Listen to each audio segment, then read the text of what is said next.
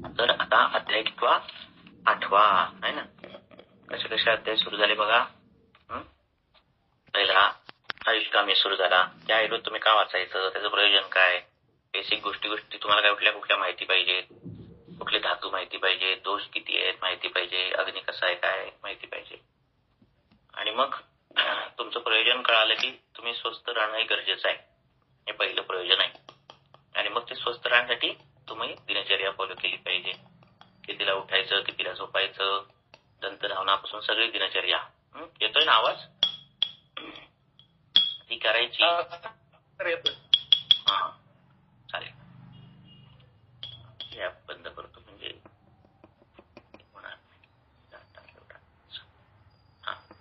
तर मग दिनचर्या फॉलो केल्यावर तुम्ही स्वस्थ व्हाल का? तर नाही.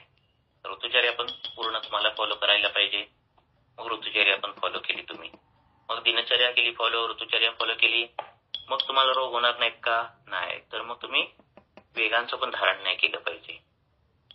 मग वेगांचं धारण केलं नाही, ऋतुचर्या पाळली, सगळं केलं तर तुम्हाला रोग होतील का? नाही. तर तुम्हाला काय खाता ते द्रव्याचं पण तुम्हाला सगळं माहिती पाहिजे, हे की नाही?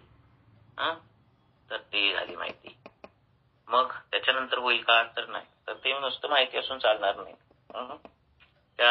ते जे काही खाताय त्याच्या गुणदोषांची पण माहिती पाहिजे. ते कुठले पदार्थ आहेत त्याची सगळी माहिती पाहिजे.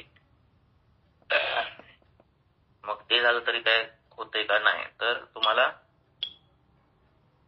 मग ते पदार्थात विष आहे का त्याची पण माहिती पाहिजे, है की नाही?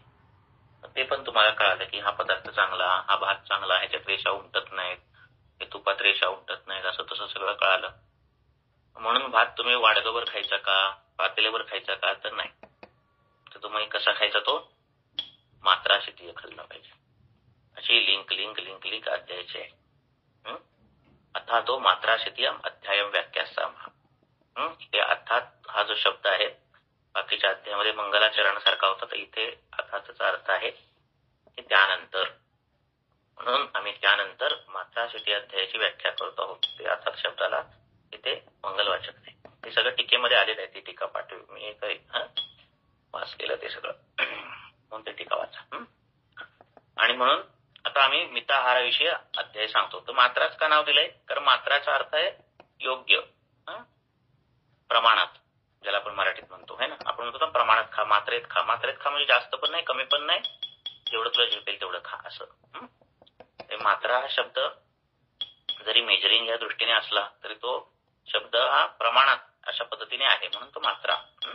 मिताहाराविषयी आम्ही अध्याय सांगत आहोत. तर सर्वदा मिताहारी असावे. मिताहार अग्नी प्रदीप्त करतो. जड अन्न असो,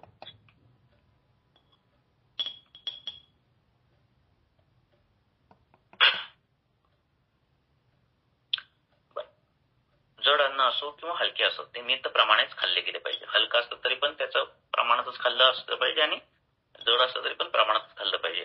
कारण प्रमाणात खाल्ला तरच तुमचा अग्नी प्रदीप्त होणार आहे. तुम्ही खूप उपवास केला म्हणून लंघनाने अग्नी प्रदीप्त होतो म्हणून तुम्ही 4 दिवस जेवला नाही म्हणजे अग्नी प्रदीप्त होत नाही. म्हणजे 5व्या दिवशी बकासुरासारखी भूक लागायला पाहिजे, तशी काही लागत नाही. अग्नी हा मंदच होणार, हे लक्षात ठेवा. आणि जड खाल्ल्याचं होतं ते तुम्हाला माहितीच आहे. पुढे जड अन्न अर्धे पोट भरेपर्यंत खावे आणि हलके अन्न किंचित जागा राखून पोट भरून खावे. जितके सुखाने जिरे तितकेच आहाराचे प्रमाण समजावे. आहार किती खायचा असतो? संग्रहामध्ये दिले की तुम्ही ते खाल्ल्यानंतर तुम्हाला कम्फर्टेबल फील झालं पाहिजे. चालताना, उठताना, बसताना, बोलताना, श्वास घेताना. असं जेवल्याने आहार करत उठलं बिटणं ते आहाराची ती मात्रा. तशा पद्धतीने तुम्हाला कम्फर्टेबल फील झालं पाहिजे. इंद्रियांना छान वाटलं पाहिजे. खूप जड वाटतंय आणि खूप असं वाटतं तर ती मात्रा तुमची कमी करायला पाहिजे आहाराची. तेवढा आहार तुम्हाला घ्यायला पाहिजे. या पुढच्या अध्यायांच्या टीका त्या अप्रतिम आहेत. म्हणजे आधीच्या पण आहेतच, पण प्रॅक्टिसच्या दृष्टीने सगळ्याच भारी येते की बारकावे तुमच्या तुमचं मेंदू इनलाइटन करतात. पूर्ण सगळ्याचे डोक्यातले बंद आतापर्यंत जी आपली डोक्यात बसलेली बंद दरवाजे ते सगळे उघडतात. म्हणून थोडं खाऊ नका. तर उचित प्रमाणाहून कमी अन्न खाल्ले असता बलपुष्टी तेज उत्पन्न होत नाही व ते वातव्याधीस कारणीभूत होतात.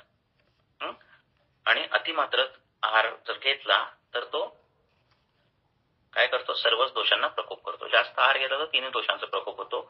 कमी आहार घेतला तर काय होतो, वाताचा प्रकोप होतो. आता हे त्याचे गुणधर्म एवढे की बलपुष्टी तेज उत्पन्न व दारिद्र्यता येते असे. बोला की. आपण असं म्हणतो की एक वेळ जेवणारा तो योगी, 2 वेळ जेवणारा तो भोगी आणि 3 वेळ जेवणारा तो रोगी, अशा संदर्भात बोललं जातं.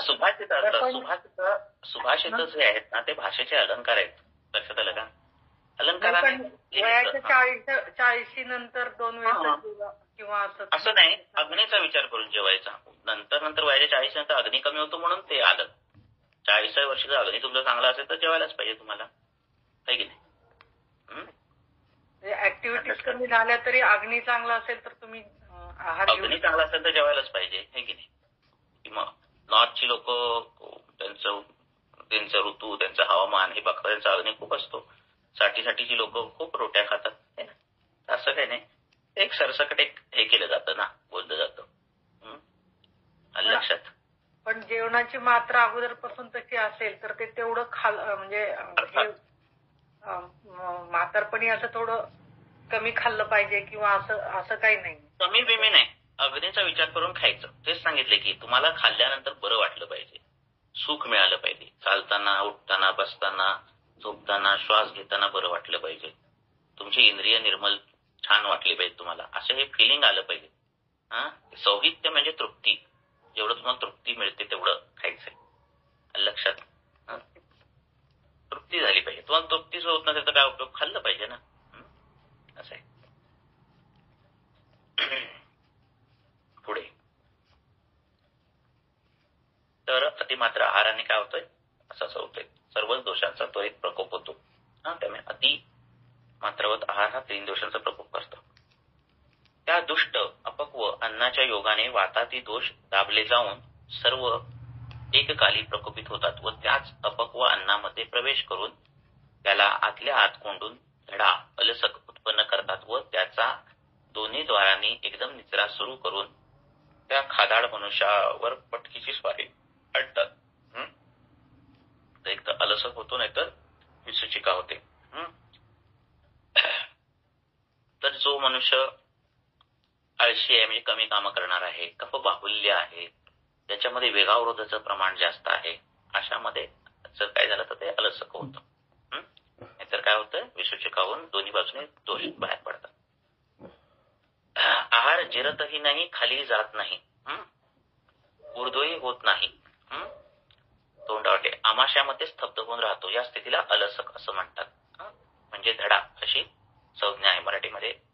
काही ग्रामीण भाषेत त्याला धडा म्हणतात. धडा बसला म्हणजे खाली पण जात नाही, वर पण जात नाही, अशा पद्धतीने.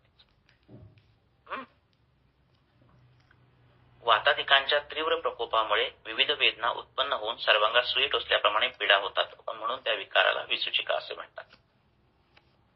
विसूचिकेमध्ये शूल, भ्रम, पोटफुगी, कंप, स्तंभ, रात्रांचा ताठरपणा इत्यादी विकार वातापासून होतात. ज्वर, अतिसार, अंतर्दाह, तृष्णा, मूर्छा हे विकार पित्तापासून होतात. वांती, अंगजाड्य, वाचा बंद होणे, थुंका इत्यादी विकार कफापासून होतात. अलसक हा रोग विशेष करून आहे पुढे दुर्बळ, मंदाग्नी, वेग धारण करण्याची सवय असलेल्या मनुष्यास होतो. तो असा की प्रकोपित वायूने आमाशयस्थ मांसतंतूच्या अतिरिक्त आकुंचनाने अन्न दबले जाऊन व कफाच्या योगाने ते आतल्यात कोंडले जाऊन निश्चल होते व दोषांनी क्षुब्ध होऊन एखाद्या शल्याप्रमाणे तीव्र शूलादी विकार उत्पन्न करते त्यास, परंतु त्यात अतिसाराने वांती नसतं अलसकमध्ये. आणि दोष अत्यंत कुपित झाले म्हणजे ते सूक्ष्मवाहिन्या आमाने बंद करून इकडे तिकडे संचार करून सर्व देह दंडाप्रमाणे काठवतात. या विकाराला दंडालसत म्हणतात. तो त्वरित प्राण घेणारा असल्यामुळे त्यावर काही उपचार करू नये. ज्याला विरुद्ध आहाराची व जेवणावर जेवण करण्याची व अजीर्णाची सवय आहे त्याला आमविष नावाचा महाघोर आमदोष उत्पन्न होतो. त्याची लक्षणे विषासारखी असतात. तो विषरूपी व तत्काल मारक असल्यामुळे त्यावर विरुद्ध चिकित्सा करावी लागल्यामुळे वैद्याच्या हाती धरू नये. विरुद्ध चिकित्सा अशी की रोगाचा हेतू आम असल्यामुळे त्यावर उष्ण उपचार केले पाहिजेत व रोगाचे स्वरूप विषासारखे असल्यामुळे त्यावर शीत उपचार करणे भाग आहे व ते तर दोन्ही परस्पर विरोधी आहे. त्यामुळे कष्टसाध्य असंतेकडे जाते केस. आम निश्चल झाल्याची लक्षणे दिसताच. आता कधी कधी आयसीयू मधले पेशंट असतात आणि त्या पेशंटला अग्नी कमी असतो, कुठला तरी व्याधी झालेला असेल, अग्नी कमी असतो आणि मग ते नातेवाईक ते डॉक्टर सांगतात शरीराची ताकद कमी आहे, त्यांना खायला दिलं पाहिजे असं हे करतात. त्यांच्या दृष्टीने पोटात अन्न गेलं पाहिजे तर शरीरात ताकद येते, असं त्यांचं ते साधं लॉजिक आहे. तसं नसतं है ना. ते अन्न दिलेलं पचेल तर शरीराला ताकद येईल असं खरं लॉजिक असलं पाहिजे. तर मग नारळाचं पाणी, उसाचा रस, फळांचे रस, ऍपल पिपल सगळं दिलं जातं आणि मग नंतर काही दिवसांनी पेशंट सिरियस मध्ये जातो. कळत नाही का कसा झाला काय झालं, तर त्याच्यात ही अशा काही गोष्टी होतात. आधीच अग्नी असा झालेला असतो, व्याधी मोठा झालेला असतो आधीच दुसरा कुठला तरी, आणि त्याच्यात हे आमाविष पसरतं आणि आम हा विषयच नसल्यामुळे मॉडर्नमुळे है ना डेट ड्यू टू कार्डिओव्हास्क्युलर फेल्युअर असं काहीतरी त्याचं निदान करून पेशंट पाईप बंद. तर अशा गोष्टी होतात. तर त्याला अग्नी बघितला पाहिजे. तर आपण वैद्यांचे कोण रिलेटिव्ह कुठे ऍडमिट झाले किंवा असे काय झालं तरी आपल्याला तरी कळतंय ना, तर आपण कधी तशा पद्धतीने दिलं नाही पाहिजे. ठीक आहे. जर आपणाला बघायला जायचं असेल तर मुखाचं कडण घेऊन जावा है ना, असं काहीतरी करून घेऊन जावा. तर आम निश्चित झाल्याची लक्षणं दिसताच तो साध्य असल्यास त्याला वांती वाटे पाडण्यासाठी वेखंडाची पूड, सैंधव आणि मदनफळ ही औषधे देऊन ऊन पाण्याबरोबर प्यावीत व मग पोट शेकून मलवाताचे अनुलोमन करणाऱ्या फलवृद्धींची योजना करावी. आता पायांस आचकी येऊ लागल्यास त्यांना खूप शेकून वर फडकी गुंडाळावी.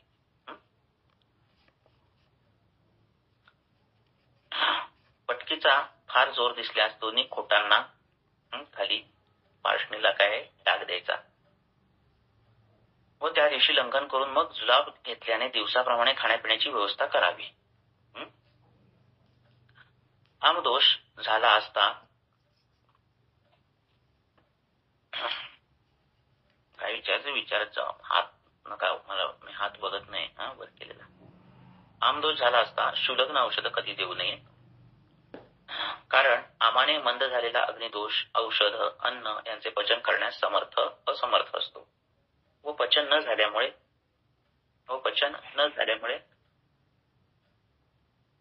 त्यापासून जो शरीरात शोभ होतो तो तात्काळ प्राण घेतो. पार्श्वनिदाह म्हणजे काय सर? म्हणजे कुठे दिला पाहिजे? टाचेला. पायाकडून ज्या दोन शिरा जातात त्या कुठे जातात? डोळ्यात जातात है ना, वाया ग्रहणी असं ते आहे. आणि त्यामुळे तिथे जर दाह दिला तर म्हणजे तिथे चटका दिला तर ग्रहणीतला अग्नी सुधारतो. अग्नी सुधारते. साक्षात ग्रहणीवर आपण करू शकत नाही ना अग्निक्रम. तर असं प्रॅक्टिकली केलेलं आहे का? पण करतात की कितीतरी लोक करतात. त्याला काय गावात करतात त्यांना काही त्याचं शास्त्र माहिती नसतं पण करतात ना. गावात करतातच, कोकणात खूप करतात. अग्निकर्म तर खूप सर्रास वापरतात ग्रामीण भागात. हे काय शहरातल्या लोकांना ते सगळं हे आहे, गावात खूप कॉमन आहेत गोष्टी. वृद्धपद कामलेत चटका देतात इथं कोकणात सगळ्या लहान मुलांच्या. म्हणजे तुम्ही मराठी शाळा बघाल जिल्हा परिषदेच्या गावात ज्या असतात आता फार कमी झालंय, पण पूर्वी असा चटका दिलेला व्रण असायचा, असं उजव्या हाताला. नमस्कार. गोगटे सरांच्या अग्निकर्म आणि विद्याकर्म या पद्धतीमध्ये सुद्धा या पार्श्वनी देहाचा उल्लेख आहे आणि सर वापरत असत. Doctor Gogate sir. तर असा तो डाग द्यायचा. मग झालं, पुढे जाऊया. आमदोष झालं. अन्नाचा पाक झाल्यावर पोटात नुसता ताठरपणा व जडत्व राहिले असता अवशिष्ट दोषांचे पचन करण्यास अग्निप्रदीप्त करण्यास औषधांची योजना करावी. आमजन्य विकारांची शांती जर म्हणाल तर ती अपतर्पणा लंघनानेच होते. ते लंघन दोषांच्या तारतम्याने 3 प्रकारचे असते. त्याची योजना तारतम्य पाहून करावी.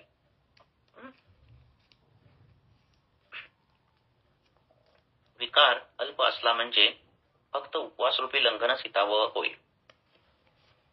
जर विकार जो आहे अल्प दोषांचा असेल तर काय उपवासरूपी लंघनच हितावह आहे. मध्यम असल्यास लंघन पाचन आणि दोन्ही चिकित्सा चालू ठेवावी व फारच जोर असल्यास शोधन आवश्यक आहे, कारण ते दोषांना समूळ बाहेर काढून टाकते. याचप्रमाणे सर्व रोगांची चिकित्सा देखील त्यांच्या हेतूविरुद्ध करावी. हे आता मी वाचतोय ना, ते मला वाटते प्रत्येक श्लोकाला थांबावं. का माहितीये का, त्याची टीका फार सुंदर आहे. मी आता तुम्हाला ग्रुपला पाठवीन. हेडफोन लावा आणि ते ऐकत झोपा, नाही तर रोज थोडं ऐका. त्याच्या हे मात्र ज्ञान अरुंधतांचे काय काय विषय जे आहेत ना, ते फार सुंदर आहेत. काय ते बघा. नंतर ही औषधे याचप्रमाणे इतर रोगांची चिकित्सा देखील त्यांच्या हेतूविरुद्ध करावी. तसेच करूनही रोग न हटल्यास हेतुविपरीत चिकित्सा बंद करून त्या रोगावर सांगितलेली व्याधी विपरीत चिकित्सा सुरू करावी. ती औषधे हेतुव्याधी विपरीतच असली पाहिजेत असे नाही, तर त्यांची क्रिया परिणामी हेतुव्याधी विपरीतासारखी असली पाहिजे, म्हणजे बस झाले.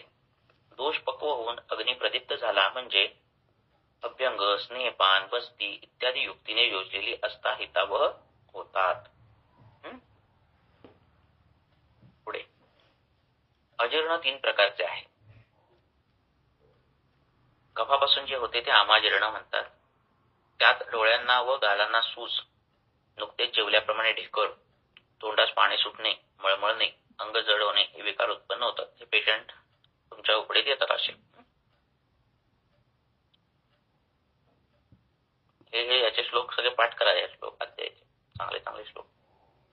वायूपासून विष्टब्धजीर्ण होते. त्याने शूल, मलावरोध, पोटफुगी व काम करण्याविषयी अशक्तता ही उत्पन्न होतात. वायूपासून जे विष्टब्धजीर्ण होतं ते. त्याच्यात शूळ मोजतं, पोट फुगतं, लिटरली दिसतं पोट फुगलेलं, आणि त्यामुळे काम करवत नाही अशा माणसांना. पित्तापासून विदग्धाजीर्ण होते. त्याने तृष्णा, मूर्छा, भ्रम, आंबट ढेकर व दाह हे विकार उत्पन्न होतात. आमाजीर्णावर लंघन मुख्य आहे, विष्टब्धावर तीव्र स्वेदन मुख्य व विदग्धावर वमन मुख्य. तथापि या तिन्ही प्रकारांवर या तिन्हीपैकी कोणताही उपाय तारतम्याने करायचा. त्या ऍट दॅट टाइम पेशंट तिथं आल्यावर जे तुम्हाला वाटतं, ते तुम्हाला योग्य वाटतं ते करायचं. लक्षात, काहींमध्ये थोडे वाताचे पण दिसतील लक्षणं, कफाचे पण लक्षण दिसतील, है ना. मग त्या तारतम्याने चिकित्सा करायची. असं करायचं. तुम्हाला शूलाधिक्य जास्त दिसलं तर स्वेदन करायचं. तुम्हाला तोंडात पाणी जास्त सुटलेलं दिसतंय तर मग वमन करायचं. शूल कमी आहे आणि तोंडात पाणी सुटलेलं जास्त दिसतंय तर मग सद्य वमन करून टाकायचं. असं तारतम्याने तो प्रसंग विशेषी हितकर होतो. आम असून सूक्ष्म मार्गामध्ये लीन झाल्यास विलंबिका नामक रोग उत्पन्न होतो.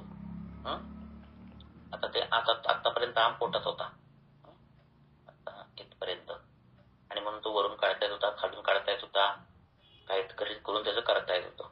आता तो आम खूप काळ राहिला आणि नंतर आता तो झाला सूक्ष्म स्रोतसांमध्ये जायला गेला आणि तिथे लीन झाला की विलंबिका नामक रोग उत्पन्न होतो. तो कफवातात्मक असून त्याची लक्षणे चिकित्सा आमाजीर्णाप्रमाणे समजावी. आमाजीर्णाप्रमाणे करावी. म्हणजे काय करायचं, प्रतिपन पाचन अशा पद्धतीचं करायचं. येत असेल तर वमन करून रसशेषाजीर्णामध्ये जरी शुद्ध ढेकर येतो तरी अन्नावर वासना नसते. उरात दुखतं. ह्या अजीर्णामध्ये दिवसा निद्रा किंचितच घ्यावी. इतर सर्व अजीर्णामध्ये दिवसा उपाशीने जावे. शुद्ध बोध झाल्यावर मात्र लघु असा मिताहार करावा.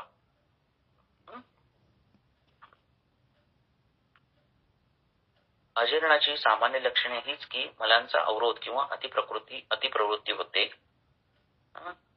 वायूने पोट फुगते व तो स्वमार्ग सोडून भलतीकडेच फिरू लागतो. ग्लानी, भोवळ, अंगात जडत्व ही सगळी लक्षणं अजीर्णाची सामान्य लक्षणे आहेत.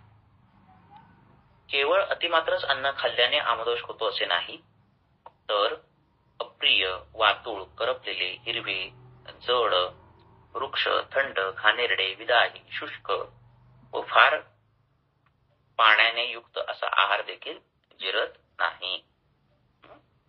केवळ अति खाल्ल्यानेच होत नाही, तर हे सगळ्या गोष्टी एकदा अप्रिय, एखाद्याला एक आवडत नाही जबरदस्तीने ते भाजी द्यायची, खायला पाहिजे, खाल्ली पाहिजे, आवडली पाहिजे म्हणून त्याने पण आमदोष निर्माण होतो. कारण मनच त्या शेवटी मन इंद्रिय सन्निकर्ष व्हायलाच पाहिजे. तो इंद्रिय ते सगळीच इंद्रिय आली त्याच्यात.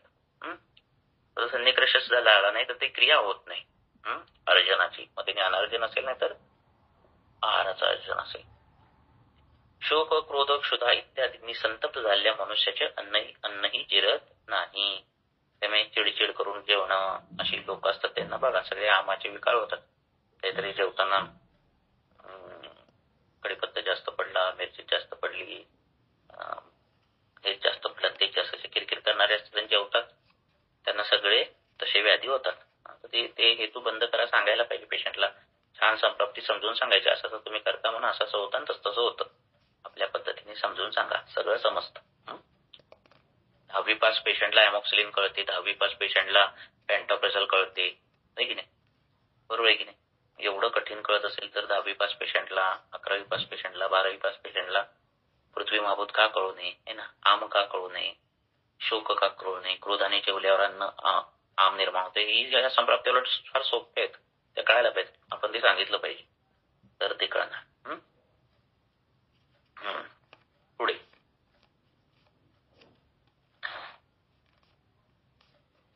पथ्यकर व अपथ्यकर पदार्थ एकेकाळी एकाच वेळी खाणे याला समशन म्हणतात. पूर्वी खाल्लेले जिरले नाही तोच पुन्हा दुसऱ्याने खाणे याला अध्यशन म्हणतात. म्हणजे ब्रेकफास्ट आणि लंच असं जे प्रकरण लगेच होतं ते हे सगळं अध्यशनात येतं.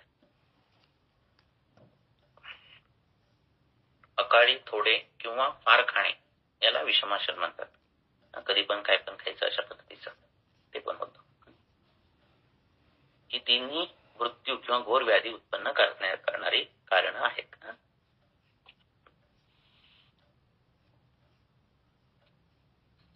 भोजन करणे ते या विधीने करावे. स्नान करून, हातपाय तोंड धुवून, पितर, देव, अतिथी, बालक, गुरु यांची तृप्ती करून, गुरांना व इतर जनावरांना चारा वगैरे घालून, आपल्या प्रकृतीचा विचार करून, चांगली क्षुधा लागल्यावर शास्त्रोक्त काली इष्टमित्रांसह एकांत स्थानी जाऊन तेथे आपणावर प्रीती करणाऱ्या सुचिरभूत माणसांनी वाढलेले अन्न अनन्य विषयी चित्ताने न बोलता व दोष काढल्या वाचून फार जलद नव्हे तर फार सावकाश नव्हे अशा रीतीने भक्षण करावे. ते अन्न मधुर प्रचूर षड्रसांनी युक्त, सात्म्य, स्वच्छ, द्रवबहुल्य, पित्तकारक, स्निग्ध, ऊन आणि हलका असावं. कळालं? तो मनाचा रोल खूप महत्वाचा आहे. प्रसन्न मनाने जेवणं बिवणं किंवा टीव्ही बघत न जेवणं फार महत्वाचं आहे. एखादी वाईट बातमी कळाली तर 4-4 दिवस माणसं जेवत नाहीत, लिटरली जेवत नाहीत. लिटरली त्यांचं अग्निमांद्य होतं. लक्षात तर एवढा मनाचा शरीरावर परिणाम पडतो. एका झटक्यात तुम्ही आनंद, एका झटक्यात तुम्ही जे सिरियल मधलं दुःख असं एका क्षणात जर बदलत असेल तर अग्नी लगेच विषम होऊन बसतो आणि मग बिघडतो हळूहळू. त्यामुळे शक्यतो जेवढं 10 मिनिटं छान जेवावं. केर, कचरा, केस इत्यादींनी युक्त, पुन्हा ऊन केलेले, फार ऊन, फार खारट, फार भाज्या आणि कडधान्य यांनी युक्त असे अन्न खाऊ नये. आयुर्वेद लिफी व्हेजिटेबल खायला विरोध करतो. शाक आणि कचरा, केस यांनी ते अन्न खायचं नाही. केस बीस आहेत ते पचत नाहीत आपल्याला, बाकी पचतंय पण केस पचत नाही. पुढे पिलाट, पुरचिका वगैरे तक्रविकार, दही, क्षार, शिरका, हिरवा मुळा, कृष, शुष्क मांस, तरी डुक्कर, मेंढा, गाय व म्हैस यांचे मांस, मासे, उडीद, पावटे, कमलकंद, बिशी, पिष्टान्न, मोड आलेले धान्य म्हणजे विरळ धान्य, पाळलेल्या भाज्या, यवक, संज्ञक, साळ व काकवी यांचे नित्य सेवन करू नये. म्हणजे काकवी नित्य खायची नाहीयेत, वाळलेल्या भाज्या नित्य खायच्या नाहीत, मोडल्ले कडधान्य नित्य खायचे नाहीयेत, उडीद, मासे नित्य खायचे नाहीयेत, आणि शुष्क मांस नित्य खायचं नाही, दही नित्य खायचं नाहीये, पनीर सारखे पदार्थ नित्य खायचे नाहीत.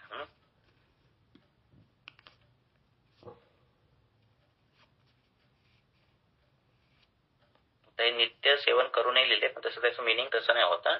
नित्य सेवन करू नये, न शिलेत नित्यम असा श्लोक आहे का? ठीक आहे, पाणितम न शीलयेत असं आहे. ते ट्रान्सलेशन कसं झालंय? नित्य सेवन करू नये. तर याचं काकवी यांचे सेवनच करू नये, कधीच सेवन करू नये असा अर्थ पाहिजे.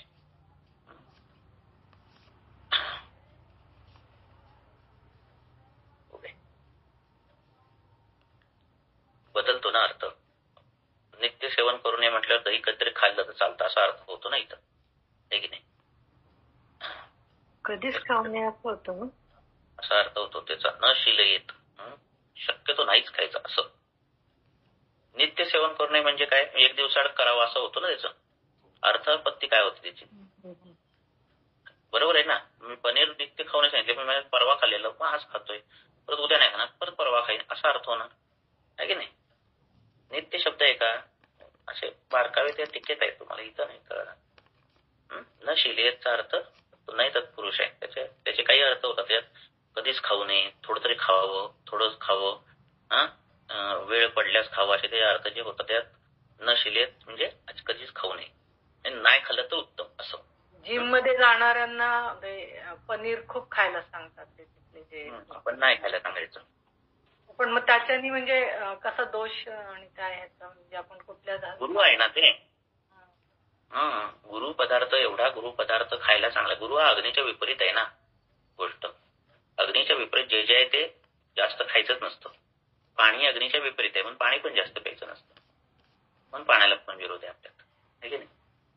अग्नीच्या विपरीत जे आलं, आपल्याला अग्नी आपला मित्र, अग्नीच्या विरुद्ध जे येईल ते विरुद्ध आपल्याला. काय आलं? अग्नी खराब करणारे, अग्नी मान्य करणारे सगळे घटक विरुद्ध आपल्याला वर्जे. काय आलं? अग्नी चांगला असेल, प्रदीप्त असेल तर खावं ना. दीप्त खायचं, दीप्त असेल तर खायचं, आहे की नाही? पण नेहमी दीप्त ठेवता आलं पाहिजे, आहे की नाही? वयानुसार कधीतरी तो कमी तर होणारच ना, आहे की नाही?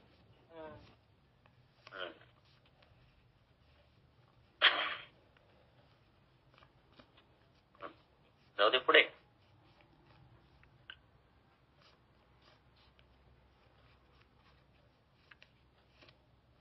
गरव्या भाताचे तांदूळ, गहू, जव, साठे तांदूळ, जांगम, पाण्याचे मांस, कुरडू, हरणडोळी, कोळा, मुळा, चाकवत, हिरडा, आवळा, मनुका, पडवळ, मूग, साखर, मृत, पावसाचे पाणी, दूध, मध, डाळिंब, सैंधव यांचे नित्य सेवन करावे. व काय श्लोक काय?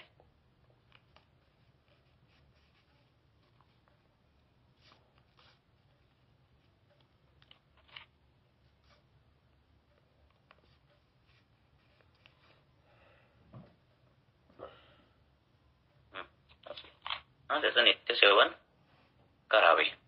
ठीक आहे, पुढे.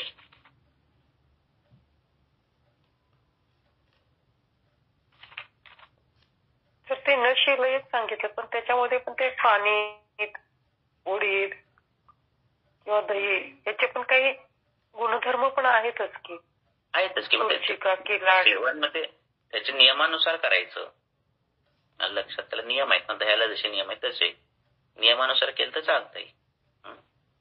असंच सेवन नाही करायचं. तर आजकाल ज्वारी, बाजरी किंवा नाचणी असं सगळं एकत्र करून दळून आणण्याची पद्धत आहे, तशी भाकरी करतात.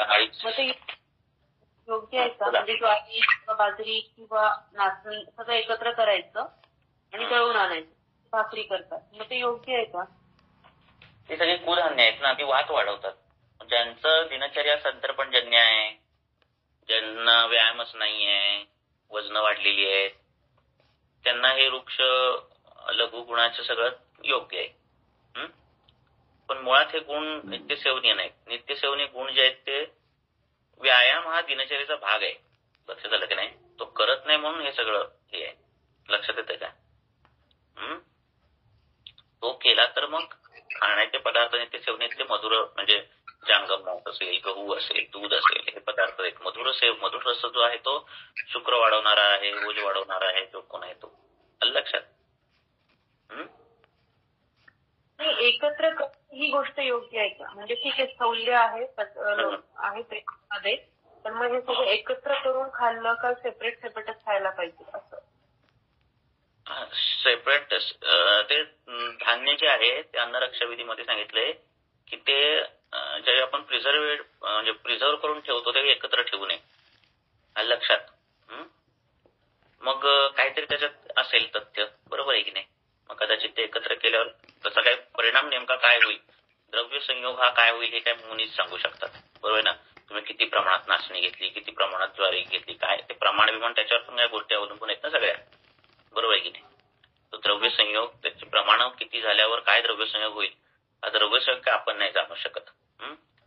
पण जे माहिती आहे ते आपण करू शकतो ना. लक्षात? गहू माहिती आहे तर आपण गहू खाऊ शकतो. लक्षात येते का? मॉडर्नचा काय विषय आहे की त्यांचं घटकांवर आधारित सगळं द्रव्य गुणशास्त्र आहे. लक्षात? आणि मग घटकांवर आधारित द्रव्य गुणशास्त्र असल्यामुळे ते काय करतात की आता ए नावाचं एक द्रव्य असेल त्याच्यात 4 घटक असतील चांगले, बी नावाचं द्रव्य असेल त्याच्यात 5 घटक चांगले असतील, सी नावाचं द्रव्य असेल त्यात 2 घटक चांगले असतील. तर A B C D mix केलं की आपल्याला 10-15 घटक चांगले मिळतात असं त्यांचं हायपोथेसिस आहे. लक्षात? पण आपलं तसं नाही. लक्षात? आपलं तसं नाही. मग आपलं तसं नसल्यामुळे आपलं आहारशास्त्र आणि त्यांचं वेगळं पडतं. तर मुळात ते घटक तेवढे घटक नसून ते अखंड द्रव्य म्हणून त्याचं एक काही क्रिया असते, त्याचं एक कार्य असतं त्या कुठल्याही ए नावाच्या द्रव्याचं. म्हणजे ते घटक जरी त्यात काही चांगल्या गोष्टी असल्या तरी त्याचं एक द्रव्य म्हणून त्याचं एक काम असतं. आणि असे एबीसीडी एकत्र केल्यानंतर होणारं जे फायनल गोष्ट आहे ती प्रत्येक वेळी ऍडिशन म्हणून होत नाही. त्याचा जो काही सिनर्जिस्टिक इफेक्ट आहे तो प्रत्येक वेळी ऍडिक्टिव्ह असा होईल असं नाहीये है ना. तो पॉइझनस पण होऊ शकतो, तो डिडक्टिव्ह पण होऊ शकतो, हे आयुर्वेद मानतं. लक्षात? त्यामुळे रसगुण विपाकच महत्वाचे आहेत. ते व्यवहारात दिसतं हे की नाही. म्हणून ते म्हणतात की केळं दूध खाल्लं तर चांगलंच आहे, प्रोटीन हे होतं. तसं होत नाही. ते नुसतं केळात प्रोटीन नाही किंवा दुधात नुसतं प्रोटीन नाही. लक्षात? ही 2 विशिष्ट द्रव्य आहेत. त्या द्रव्यांना स्वभाव आहेत आणि त्या स्वभावानुसार ते द्रव्य विरुद्ध आहे हे आयुर्वेद मानतं. आपली केमिस्ट्री फार पुढे आहे. अजून त्यांना 43 वर्ष लागते तिथपर्यंत पोहोचायला. लक्षात? विरोध आणि त्यांच्यानुसार चांगलं आहे, त्याच्यात त्याचं आयर्न असेल, कॅल्शियम असेल, काय असेल नसेल सगळं आहे. पण ते जरी असलं तरी ते द्रव्य म्हणून त्याचा जो काही स्वभाव आहे तो ग्लानी निर्माण करणार आहे, तो दृष्टी खराब करणार आहे, त्वचा रोग निर्माण करणार आहे, गुरुत्व शरीरात आणणार आहे, अभिषंद निर्माण करणार आहे, आमदोष निर्माण करणार आहे. हा द्रव्य स्वभाव दिसतो व्यवहारामध्ये आणि हे प्रॅक्टिकेबल आहे. 2 पेशंट घ्यायचे, एकाला मोडल्ली कडधान्य महिनाभर खायची सकाळ संध्याकाळ आणि दुसऱ्याला नाही द्यायची. असं जर केलं तर तुम्हाला कडधान्य खाणाऱ्यांमध्ये काय दिसतं ते कळतं. त्यामुळे आयुर्वेद व्यवहार आहे ते. लक्षात? आणि हे कळायला खूप वेळ लागणार आहे, म्हणजे त्या पट्टीत यायला. लक्षात? सर भरजीत धान्य पण आपण सांगतो ना, त्याच्यात तसे गुण पाहिजेत ना. तुम्ही संतर्पणजन्य आजार असेल तर त्याच्यात सांगायचं. आधीच बारीक सुकडा लुकडा आहे की नाही, त्याचं वजनच 30-40 किलो आहे, त्याला आणि भरजीत दिलं तर काय असं. ठीक आहे. कुठं आलो? सर, उपवासाला भगर खाणाऱ्या लोकांमध्ये बऱ्याच वेळा वात वाढण्याचे प्रकार जास्ती आढळतात. त्याच्यामुळेच आढळत असतील ना? भगर बऱ्यापैकी रुक्ष असते. मुळात उपवास काय आहे? वात याम लंघन सांगितलंय. 2 यामापेक्षा जास्त लंघन करू नये. 6 तासापेक्षा जास्त नाही ना. त्याचा काय फायदा तसा होत नाही. उपवासाला काय खायचं सर? काय साबुदाणा तर अजूनच काय खायचं म्हणजे हलकं खायचं. उपवास करायचा का इथून पहिले सगळे सुरुवात आहे. आपलं काय हे शास्त्र ते नाही ना. आपलं शास्त्र चिकित्सेचं शास्त्र. आपल्यात आम असेल तर आपण लंघन सांगतो. मार्गशीर्ष आहे म्हणून लंघन आहे का? विरोधात कुठे नाही. चिकित्सेचं शास्त्र चिकित्सेचं शास्त्र लक्षात. पण व्यवहारात लोक विचारतात ना, मग तेव्हा आपण काय सांगायचं? नाही, आता खिचडी खायला किती वर्ष खिचडी खातायत ना लोक, है ना. आणि आयुर्वेद म्हणतो की रूढी महात्म्य असतं, है ना, कुठल्याही गोष्टीला. म्हणजे पिढ्यानपिढ्या एक गोष्ट करत असेल तर त्याला महात्म्य येतं. मग ती गोष्ट ती तशीच नसेल चांगली तरी, आहे की नाही. आता खाल्ली नाही पाहिजे खरी खिचडी, है ना. ते झाडाचं गुरु अवयव आहे खिचडी. म्हणजे झाडाचं त्या कंदमुळापासून केलं जातंय. त्यामुळे त्यात गुरुता येते. पत्रे, फुले, पुष्पे, कंदे, है ना. कंद गुरुता येते ना. तसं खाल्लं नाही पाहिजे. शाळेच्या लाया खाल्ल्या पाहिजेत, हे खाल्लं पाहिजे, हे खाल्लं पाहिजे. पण विषय तोच येतो की ज्याला ऑलरेडी काही आम नाहीये, ज्याला ऑलरेडी भारतशय त्याने केलं तर त्याला लंघनाचे फायदे नाही होणार, तोटेच होणार आहेत. त्याचा अग्नी धातू पाक करायला लागणार, अशक्तपणा येणार. ज्याचं खरंच स्थूलता आहे किंवा अशा पद्धतीचं काही आहे, अग्नी तेवढा काही तीव्र नाही आहे, त्याने करायला काय ठीक आहे.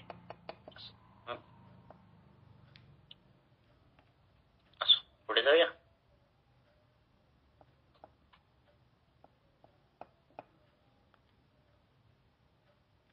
कुठं आलो?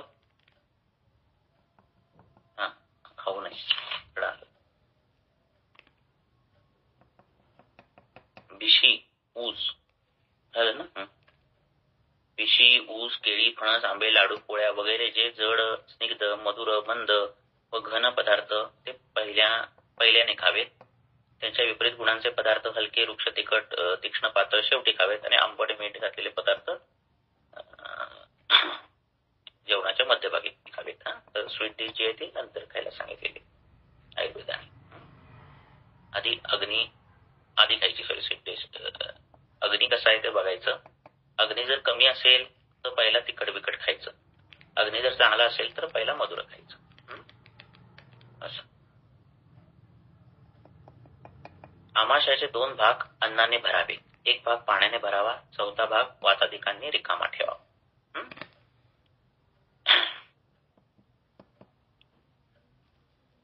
गव्हाचे पदार्थ खाल्ल्यावर काय त्यावर थंड पाणी पिणे दवा आहे. तसेच दही, मद्य, मध, विष खाल्ल्यावर थंड पाणी प्यावे. ते पण दह्याच्या मद्याच्या ह्याच्यामध्ये पाहिजे. मिष्टान्नावर कोमट पाणी प्यावं. भाज्या आणि मुगाच्या वगैरे डाळींचे पदार्थ खाल्ल्यावर दह्याची निवळ, ताक, आंबट कांजिक प्यावं. पुरुष असतील त्यांनी पुष्ट होण्याकरता सुरा प्यावी. स्थूल असतील त्यांनी पाणी मिसळून प्यावे. ज्यांचा क्षयाचा विकार असेल त्यांनी मांसरस, सुरवा प्यावा. मांस खाणाऱ्यांनी व मंदाग्नी असणाऱ्यांनी मद्य प्यावे. व्याधी, औषध सेवन, मार्गक्रमण, भाषा, संभोग, उपवास, ऊन, काम करणे इत्यादी कारणाने क्षीण झालेले वृद्ध व बालक यांनी त्यांना दूध हे अमृता समान आहे. सारांश, जो पातळ पदार्थ अन्नाच्या विपरीत गुणाचा असून संयोगाने विरुद्ध नाही तो अनुमानाला उत्तम जाणवा. कळलं? तो विरुद्ध नाही पाहिजे. जे विरुद्धाच्या ज्या सांगितलेल्या आहेत आधीच्या अध्यायामध्ये त्यानुसार तो विरुद्ध नाही पाहिजे. म्हणजे बाबा तुम्ही दही बी खाल्ल्याने गरम पाणी अनुपान घेताय तर तसं नाही पाहिजे. असं मध खाल्ल्याने गरम पाणी अनुपान घेताय असं नाही पाहिजे. अनुपानाने योगाने मनास लादन, तृप्ती, अन्नाची सर्व शरीरभर व्याप्ती, शरीरात दृढता, कठीण अन्नाचे शीतलीकरण, शुष्कान्नाचे द्रवीकरण, पाचन ह्या गोष्टी उत्पन्न होतात.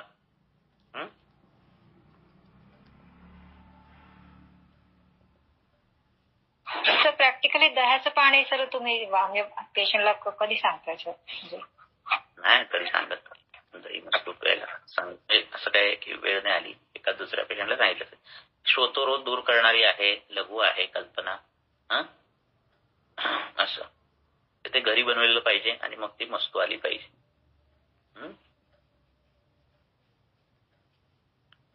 शरीरभर व्याप्ती, कठीण अन्नाचे शिथिलीकरण, शुष्क अन्नाचे द्रवीकरण, पाचन या गोष्टी उत्पन्न होतात. ऊर्ध्वांग संबंधी रोग, श्वास, कास, उरक्षत, पिनस, स्वरभेद हे विकार झाले असता पुष्कळ बोलण्याचा किंवा गाण्याचा प्रसंग आल्यास अनुपानाचे सेवन करू नये. नाहीतर काय होतं, दोष परत वर येतो. कारण ऑलरेडी तुम्ही कास, श्वास किंवा गाताय किंवा बोलताय जास्त आणि ते व्यवहारात दिसतं. असं खूप जेवून बिवून गेल्यात आणि लेक्चर दिले किंवा बोललाय बिललाय तर घशाशी कप येतो आहे की नाही. तर पाणी जास्त प्यायचं नाही त्यांनी. ज्यांच्या शरीरात क्लेद फार आहे, ज्यांना मेह, गलरोग, नेत्ररोग, व्रण आहे, त्यांनी पाणी देखील पिऊ नये. क्लेद ज्यांच्यात आहे ऑलरेडी.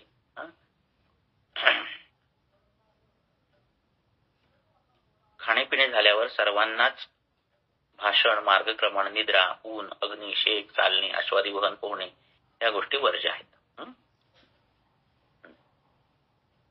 मलमूत्रांचा उत्सर्ग, मनाची प्रसन्नता, दोषांची आपापल्या मार्गाने प्रवृत्ती, ढेकरांची शुद्धता, काय शुद्धेची स्फूर्ती, वायूचे अनुलोमन, अग्नीची प्रदीप्तता, देह लागव, इंद्रियाचे वैमल्य इतक्या गोष्टी जेव्हा होतील तेव्हा भोजन करावे. हाच काल आत्रेयाधिकांनी शास्त्रोक्त मानला आहे.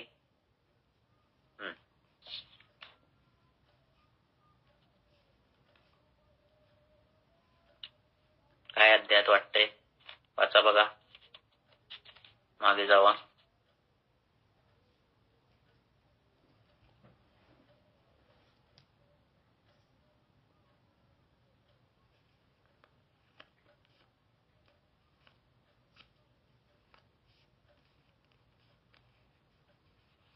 सर मला एक विचारायचं होतं. विचारा. सर एखादा व्यक्ती अगोदर त्याच्या शालेय जीवनात किंवा कॉलेजच्या लाईफ मध्ये खूप मैदानी खेळ खेळत असेल, त्यामुळे त्याचा आहार तेव्हा बऱ्यापैकी चांगला किंवा जास्त असेल, परंतु नंतरच्या काळामध्ये म्हणजे वयाच्या ग्रॅज्युएशन नंतर जर बैठं काम सुरू झालं, ऑफिस वर्क वगैरे, आणि त्यामुळे खेळ कमी झाला पण आहार तेवढाच राहिला, असं झाल्यामुळे वेगवेगळे आजार तर होतातच, तो तर प्रश्नच नाहीये. पण हा आहाराची मात्रा मग अशा व्यक्तीमध्ये कमी कशी करायची? कारण भूक तर त्यांना लागतच असते अगोदरपासून, त्या अग्नीला तशी सवय असते. म्हणून तर ही गोष्ट आलेली आहे की गुरु आहार पण अपत्रपण करणारा आहार. म्हणून मधोदक आलेला आहे त्याच्यात. मधोदक काय की ते भूक तुमची सस्टेन ठेवतं. मधाचं पाणी, थंड पाणी हे करून पिलं तर ते जड पडतं, पचायला जड, वेळ घेतं ते पचायला, आणि पचल्यानंतर ते अपत्रपण करते मध. लक्षात. त्यामुळे अशा गोष्टी ज्या आहेत त्या द्यायच्या. साळीच्या लाह्या द्या, मधुदोक द्या, की जेणेकरून त्यांचं संतर्पण होणार नाही पण त्यावेळेची भूक भागली जाईल. लक्षात. पण मग ते गुरु आहार बोला की आहाराच्या अगोदर पाणी पिणं वगैरे आपण असं सांगू शकतो का त्यांना? सांगू शकतो ना, असं काही नाही, सांगू शकतो.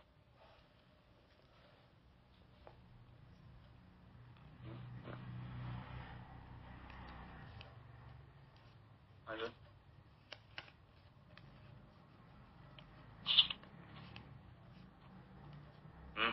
अजून काय प्रश्न आहे?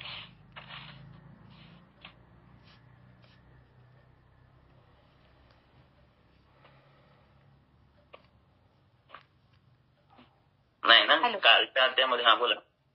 हॅलो सर, आपण जेवताना ना सगळ्या गोष्टी गरम खाणं कितपत योग्य? गरम म्हणजे किती गरम? म्हणजे काय, कसं म्हणजे म्हणताय? गरम हा नाही म्हणजे सर भाकरी गरम किंवा सगळ्या गोष्टी आपल्याला एखाद्याला सवय असते की अतिशय गरम खायची सवय असते की त्यातून तो भात असेल तर त्यातून वाफ निघायला पाहिजे अशी. सर ते कितपत योग्य आहे? सांगितलं ना, भाताची वाफ गेली की लगेच खाल्ला पाहिजे, इतकं ताजं पाहिजे अन्न. पण शेवटी मात्रा ही कशावर अवलंबून आहे? तुमच्या अग्नीवर आणि द्रव्यावर अवलंबून आहे, दोन्हीवर अवलंबून आहे. लक्षात आलं? एखाद्याला थंड भाकरी खायची किंवा थंड चपाती खायची. अग्नी चांगला असेल तर काय खाऊ शकतोय माणूस, आहे की नाही. एखाद्याचा अग्नीच कमी आहे पण गरम खातोय, पण ताट भरून खातोय, काय उपयोग नाही. मात्रा त्या आहाराची कमी करायला पाहिजे, बरोबर आहे ना. तुम्ही तुमचा अग्नी बघूनच खायचंय सगळं प्रकरण. तर मग एखाद्याला कंटिन्यू जर चहा खूप गरम लागत असेल, जेवण खूप गरम लागत असेल, आंघोळीला पाणी खूप गरम, तर ह्याचा अर्थ असा की त्याचा अग्नी मंद आहे. अग्निमंद आहे म्हणा, किंवा सवय पण असते. लक्षात आलं की सवय पण असते पूर्वीपासून गरम खायची, असं पण असतं ना. लक्षात आलं की नाही. गरम म्हणजे किती खाऊ शकतो गरम, त्याला काहीतरी लिमिटच आहे ना. असं काही उकळतं थोडे टाकणार आहे पोटात, म्हणजे लक्षात. पण गरम जो म्हणजे अग्नी जो उष्ण असेल तर ते पचतं लवकर. मग गरम पाणी असे नका किंवा हे असे नका. गरम गोष्ट कुठे वर्ज्य आहे गरम पाणी पिणं, तर पित्ताचा उष्णगुण ज्याच्यात वाढलेला आहे अशा व्याधींमध्ये अग्नी विसर्प आहे बाबा. आणि मग तो म्हणतोय मला गरम गरम पाहिजे पाणी पितायला, तिथं नाही प्यायचं, ठीक आहे. बरोबर आहे की नाही. गुणांवर डिपेंड आहे बघा सगळं. जसं आता म्हणजे त्याचं उदाहरण एक रक्तपित्तामध्ये सुंदर उदाहरण दिले. गुणांचं एक उदाहरण दिले की रक्तपित्त जे आहे त्याच्यामध्ये द्रवगुण वाढलेला आहे आणि ते विदग्ध सगळं गरम गरम रक्तपित्त असं सगळ्या धातूंमधून स्नेहांश खेचतोय आणि द्रवत्व वाढतंय ते खूप, आणि ऊर्ध्वगती येतं अधोगती असं येतंय. अशा रक्तपित्तामध्ये दूध पण वर्ज्य सांगितले त्यांनी. दूध मग ते गरम का असेना, थंड का असेना, कसं का असेना. मग आपण म्हणून रक्तपित्त तर पित्ताचं हे आहे ना, दूध तर शीत आहे, दूध पाहिजे. पण ते शीतगुणाचा विषयच नाही तिथे, तर द्रवगुणाचा विषय. आणि म्हणून ते त्या टीकेमध्ये ते आलेले आहे. हे मदत. काही पेशंट्स म्हणतात सर, गरम पाणी ऍडवाइस केल्यानंतर बोलतात की मला गरम पाण्याने जास्त त्रास होतो. उष्ण गुणाचे त्याच्यात गुण आहेत, तर त्यामध्ये कर्मवाद आहेच ना. लगेच पेशंटच आपल्याला अर्ध सांगतो सगळं. मग त्यामध्ये नाही सांगायचं, मग ज्यांना सांगायचं उष्ण गुण वाढलेला असतो त्या पेशंट. आणि उष्ण गुण वाढलेल्या पेशंट दिसतो तुम्हाला त्याच्यात जर वायू मिश्रित झाला त्या उष्ण गुणाले तर काय भन्नाटच केस होते ती. अग्निविसर्प तो त्याचं टिपिकल लक्षण आहे. म्हणजे भ्रम आला तर एकदम भयानक भ्रम, चक्करून पडेल असा पद्धतीचा भ्रम. चिडचिडेपणा काय आहे, वायू आणि पित्ताच्या वृक्ष आणि गुणाचं हे आहे ना. चिडचिड्या पेशंट आहे ना, त्याच्या स्निग्धता आहे का नाही त्या पित्तामध्ये, त्यात उष्णता आहे, प्रकोप आहे. लक्षात का वायू त्याच्यात मिक्स झाला अशा उष्ण गुणामुळे. साधं गणित बघा ना, हीटर तुमचा तो हीटर काय म्हणतात त्याला, ड्रायर हेअर ड्रायर,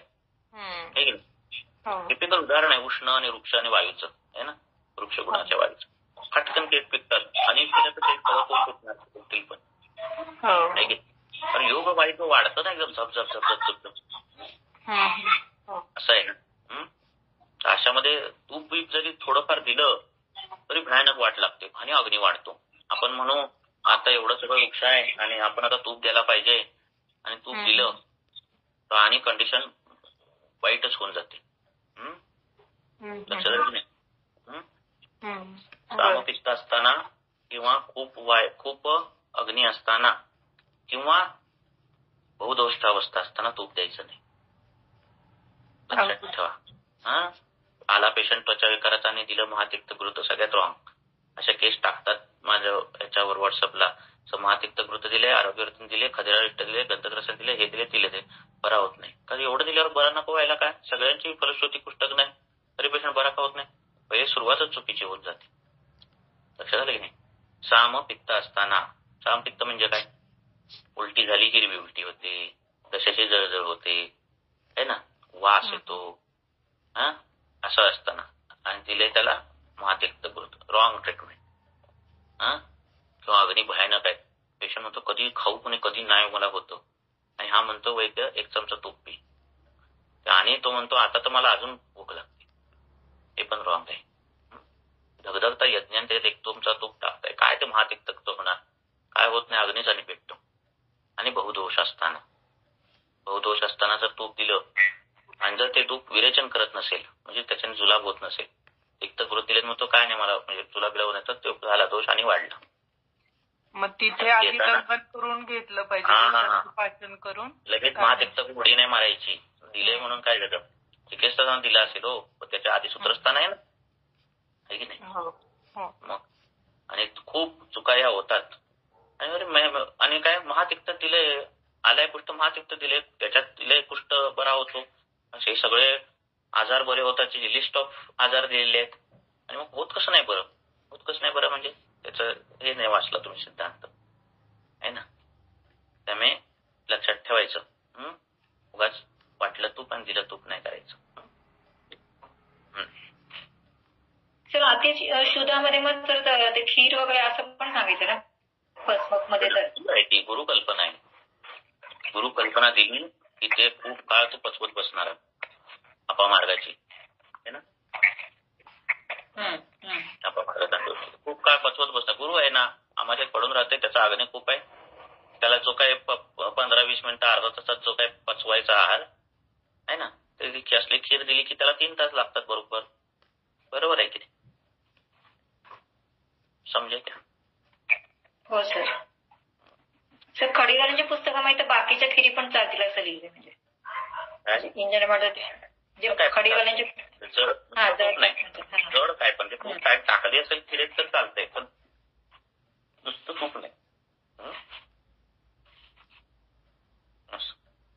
छोट्या गोष्टी येतात, पण लगेच कल्प योजताना असं करायचं बस. मग ते महातिक्तक पण दिलंय, दिले त्याच्यात मग दुसरं कल्पतले आरोग्यवर्धन दिले पेशंटला, नंतर खजरारिष्ट पण दिले. नेमकं करायचं काय? तुम्हाला स्निग्ध गुण द्यायचा आहे का, वृक्षता उत्पन्न करायची आहे का, तुम्हाला आरोग्यवर्धन पूर्ण विश्वास नाही आहे का, तुम्हाला तिक्त गुरुत्वावर पूर्ण विश्वास नाही का, तुम्हाला वाटतं दोन्ही काही करणार नाही म्हणून मी खजरारिष्ट दिले. असलं काही कन्फ्युज करायचं नाही, काहीतरी एक ठरवायचं काय करायचं. अलग लक्षात. त्या तुपाचंही लक्षात ठेवायचं. तुपाच्या चुका खूप होतात म्हणून सांगितलं. विपादिकाच्या पेशंट मध्ये सर वृक्षगुणच वाढून, म्हणजे जिथे पण तुम्हाला धारण 2 गोष्टीने होतं. धारण आवाज खूप कमी येतोय सर, काय माहिती तुमच्या मोबाईलचा आवाज कमी आहे? नाही सर, नाही आवाज. काय बरं, धारण 2 गोष्टींनी येतं. एक वाताने पण येतं, त्याच्यात त्वक धारण, मांस धारण असे धारणं सांगितलेली आहेत, आणि पित्ताने पण येतं धारण. ज्या अध्यायात बघा पित्ताचे व्याधी त्याच्यामध्ये ते धारण कशामुळे झाले त्याच्यावर डिपेंड आहे. पित्ताने होतं त्याच्यातून रक्त येतं, आग होते, त्याचे हेतू असतात. वाताने होतं त्याच्यात वृक्षता, ते ह्या हेतू असतात. तर त्यानुसार ते बघायचं कशाने झाले आणि त्यानुसार मग केलं बदलतात. तूप घ्यायची का काय ते ठरवतं असं. सर एक प्रश्न विचारला तर चालेल का? चालणारच आहे. बोला. ऍडिनोमायोसिस जे आजकाल पेशंट बघायला मिळतात, तर त्याच्यामध्ये तर ते इंडोमेट्रियोसिस जे आहे ते मायोमेट्रियम मध्ये, म्हणजे एक प्रकारचं धारणच आहे ना ते. तशी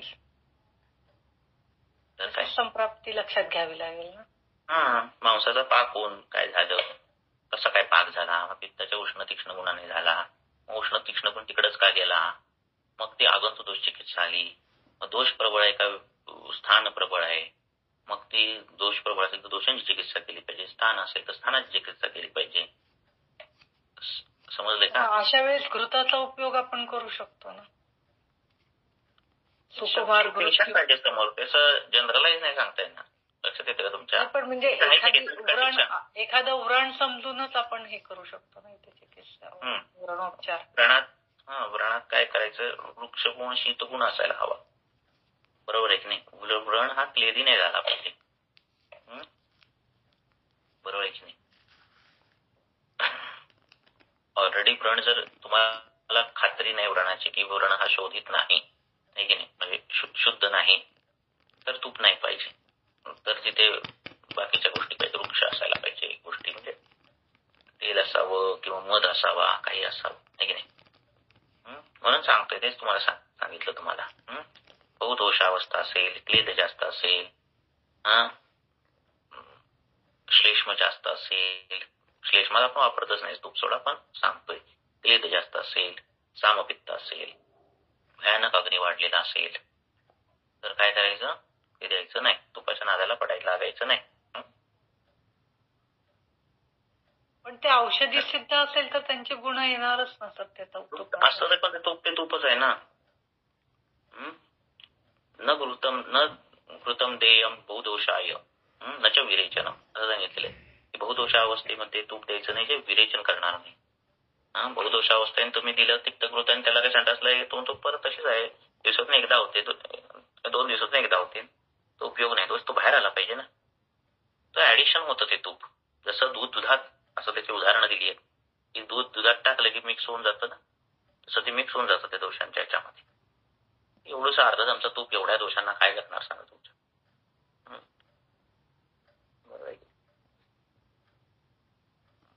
वात प्रधान अवस्था असायला हवी. लक्षात अल्प पित्तानुबंधी असेल तर चालते, अल्प कपानुबंधी, वात प्रधानता किंवा केवळ वात अवस्था असं असेल तर बिनधास्त घ्यायचं तूप आणि प्यायला द्यायचं त्या रुग्णास. सर जे लोक ना परमनंटली सर नाईट ड्युटी करतात त्यांनी सर आता दोषांचा सर आता त्यांना दोषाचा प्रकोप तरी सर सगळं त्यांच्या दिनचर्येच्या सगळ्या सर विरुद्ध गोष्टी होत असतात. आता त्यांनी आजारी पडू नये म्हणून काय काळजी घ्यायला पाहिजे? काय म्हणजे नाईट जागरण सातमं झालं असेल तर काय खूप त्रास होत नाही असं सांगितलेलं आहे आपल्या याच्यामध्ये. जर ते जागरण सातमे झालं असेल, पूर्वीपासून करतोय नाईट ड्युटीने काय तर नॉर्मल ज्या माणसाला जागरणाने जे आजार होतात ते होत नाहीत. मुळात पहिली गोष्ट म्हणजे म्हणून काय ते चांगलं आहे असं नव्हे, पण तो तेवढा ट्रिगर बसत नाही का ते सातमे झालं असतं शरीराला, असं ग्रंथात सांगितलंय. आणि काळजी काय घ्यायची तर काळजी घ्यायची की जेवढं जागरण आहे त्याच्या निम्म झोप घेतली पाहिजे. जी दिवसा झोप घ्याल ती भोजनाच्या अगोदर घेतली पाहिजे. ह्या गोष्टी करायच्या. रात्री जागरणाने वात आणि पित्त वाढतं, वृक्षगुण आणि उष्णगुण वाढतो. आता रात्री 2 वाजता की लोक जेवतात, मग तर त्यांना जेवणात काय घ्यावं सांगायचं? चपाती भाजी तर आपण म्हणायचं, 6ला जेवण जावं म्हणायचं, रात्री नका जेवू म्हणायचं. सकाळी काय 6 बियाला जेवताना त्यावेळी जेवण जावं म्हणायचं. असं काहीतरी सांगायचं नाही का. रात्री जेवायचंच नाहीये, नाहीतर हृदय म्लान झालेलं असतं, श्रोतस बंद झालेली असतात. त्यामुळे तुम्ही जे काही जेवाल ते परत सगळं दोष प्रकोपाला कारणीभूत होतं.